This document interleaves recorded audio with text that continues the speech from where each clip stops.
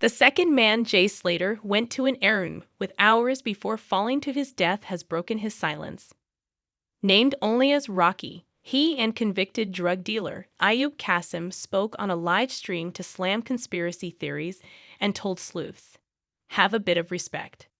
Jay's body was last week found by police in a treacherous ravine in Tenerife 29 days after he vanished.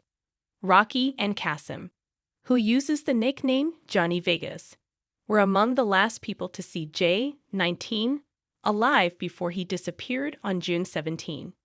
The pair were quickly ruled out by police who deemed them not relevant to the case. But social media has been rife with speculation about the two men who took Jay back to their Airbnb in Masca, almost an hour away from where he was partying in Playa de las Americas. Qasim said, "If I'm guilty, then arrest me then. What are you on about? When you're telling the truth, you don't slip up."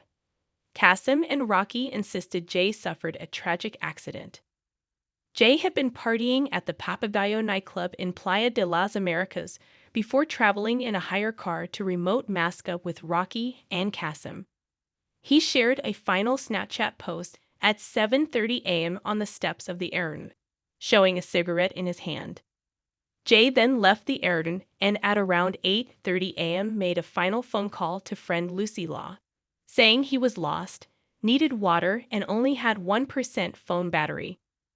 Qasim rented the £40 a night holiday let called Casa Abuela Tina under a different surname.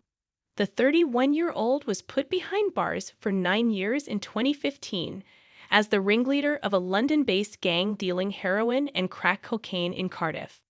Referring to a comment about taking Jay back to the holiday cottage, Qasim said, "Took him home. No one took no one, bro. He invited himself. Think, bro, use your head. How am I feeling after this? It's mental, mate. It's actually mad. Do you know what I'm saying? It's actually mental, man." Qasim also dismissed claims Jay had stolen a £12,000 Rolex watch.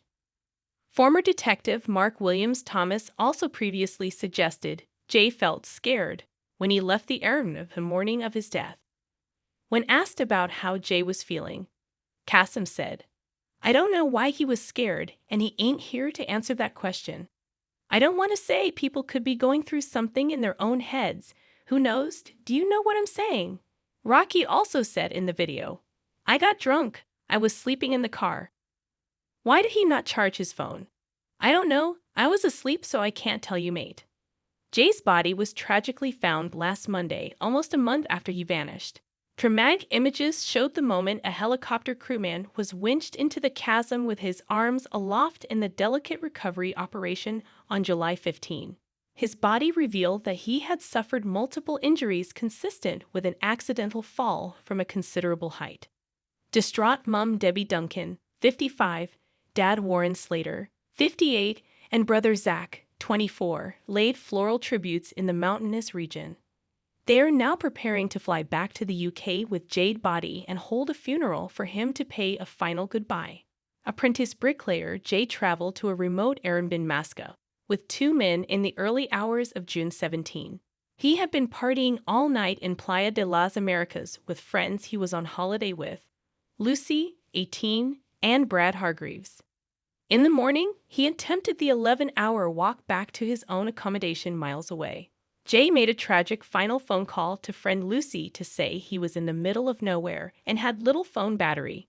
It was the last time Jay, from Oswald Twistle, Lance, was heard from, and a mammoth search mission was launched. Jay's dad Warren and brother Zach spent weeks searching the unforgiving terrain for a breakthrough after the teenager vanished on June 17. They retraced his steps in the blistering heat for days on their own after Spanish cops suspended their search. But his body was finally discovered by a helicopter crew on Monday at the bottom of a ravine close to where his mobile phone last pinged.